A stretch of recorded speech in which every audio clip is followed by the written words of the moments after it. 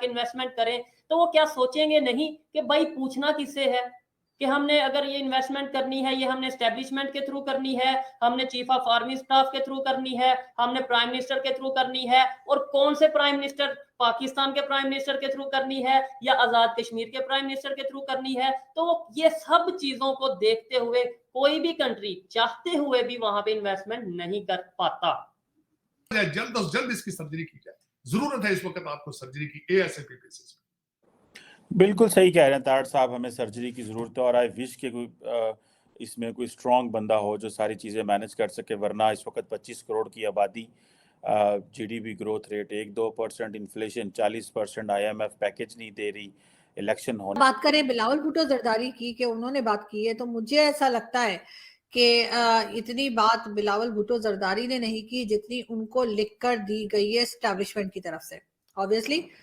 Agencies जो हैं वो एक खास नजर रखती हैं कश्मीर के ऊपर, और हमारी फौज भी एक खास नजर रखती है, और एक कश्मीर का जो हम लोग कहते हैं चूरन बेचती है। तो जाहिर है उन्होंने ही बिलावल भुट्टो जरदारी को आज़ाद कश्मीर भी इन दिनों भेजा हुआ था, और उन्होंने ही कहा होगा कि बेटा ये कह देना, क्योंकि वो तो अभी बिल्कुल फर्स्ट टाइम फॉरेन मिनिस्टर बने, तो यकीनन डिक्टेशन ही लेते होंगे, और उसके बाद बात तो वही कर रहे हैं। मगर क्या फर्क पड़ता है? क्या भारत को इस किस्म के स्टेटमेंट से कोई फर्क पड़ता है? नहीं पड़ता। क्या हेल्प की? अमित शाह इतने टाइम से सिर्फ एक चीज प्रोजेक्ट कर रहे थे कि 370 हटने के बाद कश्मीर जो है पीसफुल है,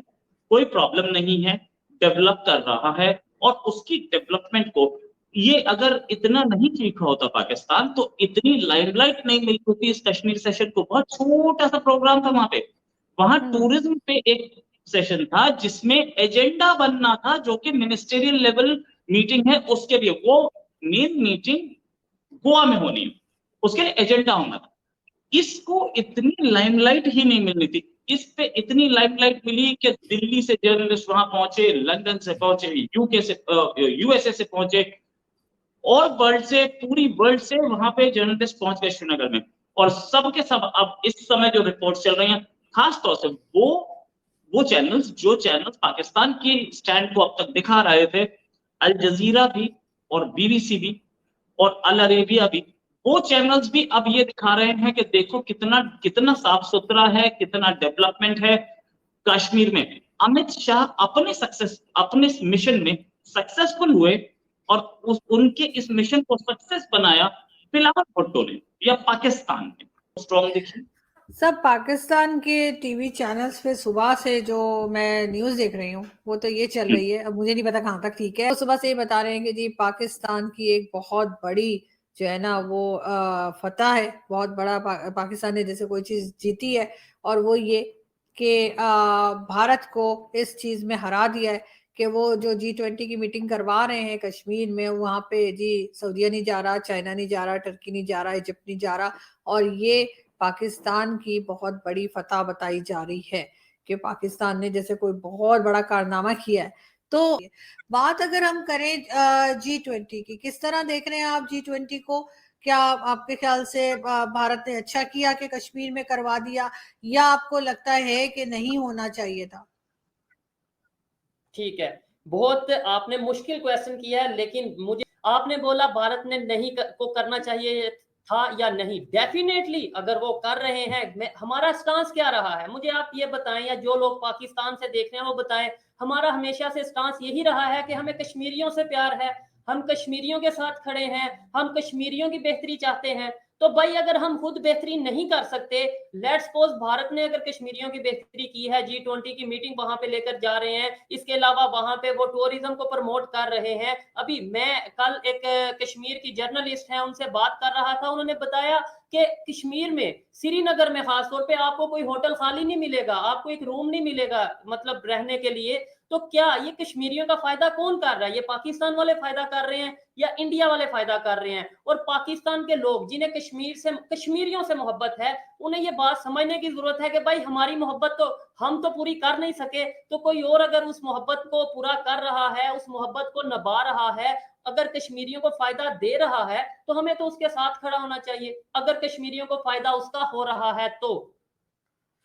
लेकिन आपको लगता है कि इस किस्म की डेवलपमेंट्स जो है, यानी जो वहाँ पे मॉल बन रहा है और दूसरी कंट्रीज आके इन्वेस्ट कर रही हैं, वो पाकिस्तान में भी होना चाहिए, लेकिन पाकिस्तान में ऐसा क्यों नहीं हो रहा? जबकि यूएई एक इस्लामिक कंट्री है, वो भारत में इन्वेस्ट कर रहे हैं कश्मीर में, लेकिन पाकिस्तान में नहीं। उसका क्या रीजन आपको लगता है? बिल्कुल, ये सवाल मैं भी अक्सर लोगों से करता हूँ कि देखें यूएई की अगर बात करें या सऊदीया की बात करें या कोई बड़े बहुत से ऐसे कंट्रीज हैं जो रिलेशन तो इंडिया के साथ बेहतर करना चाहते हैं, कश्मीर के मामले में खड़े पाकिस्तान के साथ हैं या खड़े नजर आते हैं, इन्वेस्टमेंट वो इंडिया साइड कश्मीर में कर रहे हैं और कहते ही हैं कि पाकिस्तान का स्टांस ठीक है। ये चीज हमें समझने की जरूरत है। पाकिस्तान में क्यों नहीं वो इन्वेस्टमेंट करते, उसकी रीजन है, उन्हें पता है कि हम बातों से तो पाकिस्तान को तरखा सकते हैं, पाकिस्तान को सेटिस्फाई कर सकते हैं, लेकिन अगर हम वहां पे इन्वेस्टमेंट कर देंगे तो हमारी इन्वेस्टमेंट डूब सकती है, जो कि डूबती कई कंट्रीज को नजर आ रही है। यहाँ पे पॉलिटिकल स्टेबिलिटी नहीं है।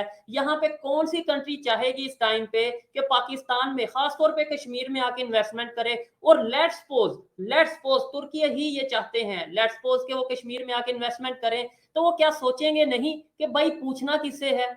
कि हमने अगर ये इन्वेस्टमेंट करनी है, ये हमने एस्टेब्लिशमेंट के थ्रू करनी है, हमने चीफ ऑफ आर्मी स्टाफ के थ्रू करनी है, हमने प्राइम मिनिस्टर के थ्रू करनी है, और कौन से प्राइम मिनिस्टर, पाकिस्तान के प्राइम मिनिस्टर के थ्रू करनी है या आजाद कश्मीर के प्राइम मिनिस्टर के थ्रू करनी है? तो ये सब चीजों को देखते हुए कोई भी कंट्री चाहते हुए भी वहां पे इन्वेस्टमेंट नहीं कर पाता।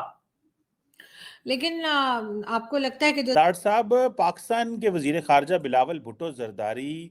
कह रहे हैं कि मैं पाकिस्तान का भी वजीर खारजा हूँ, आज़ाद कश्मीर का भी वजीर खारजा हूँ और मकबूजा कश्मीर का भी वजीर खारजा हूँ। दूसरी तरफ तारड़ साहब, भारत के वजीर आज़म नरेंद्र मोदी G7 से शुरू करते हैं और पापा न्यू गिनी और जितने भी पैसिफिक आइलैंड्स हैं वहाँ से होते हुए जो है वो ऑस्ट्रेलिया पहुँच गए हैं। हम इसी तरह पार्टियां बनाते रहेंगे, पार्टियां ख़त्म करते रहेंगे, और ये जो बिलावल साहब डिसेप्शन की बात कर रहे हैं कि मैं मकबूजा कश्मीर का भी वजीर खारजा हूँ, मैं आज़ाद कश्मीर का भी हूँ, जबकि उनकी अपनी पावर जो है वो कितनी को है हमें अंदाजा है। तो आप कैसे देखते हैं, हम डिसेप्शन में हैं and plus making and breaking political parties उनको जबरदस्ती धौंस के साथ,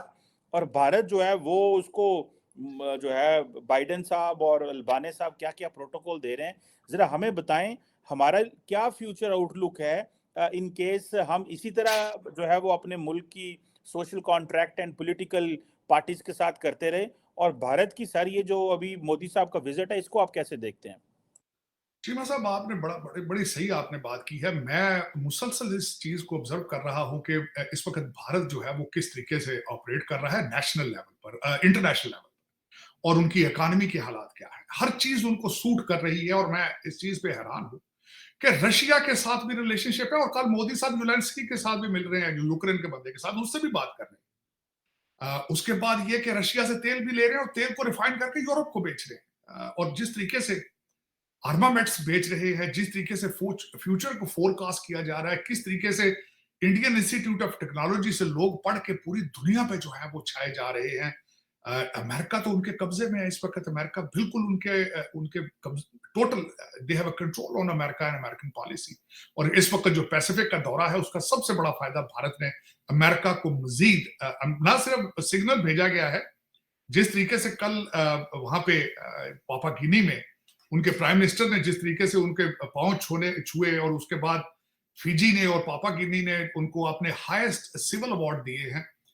उससे। और एक और सबसे बड़ी बात है, मैं वॉच कर रहा था, प्राइम मिनिस्टर ऑफ जो पापुआ गिनी है, उन्होंने कहा कि we are victim of the international politics and we are victim of the both super powers and you should become our advocate, we trust you, so you better watch our interest. So उन्होंने अपने हर चीज की चाबियां कल मोदी साहब को पकड़ा दी,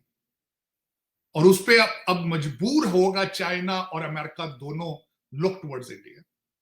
उन्होंने मजीद पावर गेन की है, मजीद वेट अपना जो है वो इंक्रीज किया है इस दौरे के बाद। फिर उनका ऑस्ट्रेलिया का दौरा, उसके बाद वहां पे उनको जिस तरीके से रिसीव किया गया, जिस तरीके से उनको कहा गया कि ही इज अ बॉस, और 20,000 लोगों के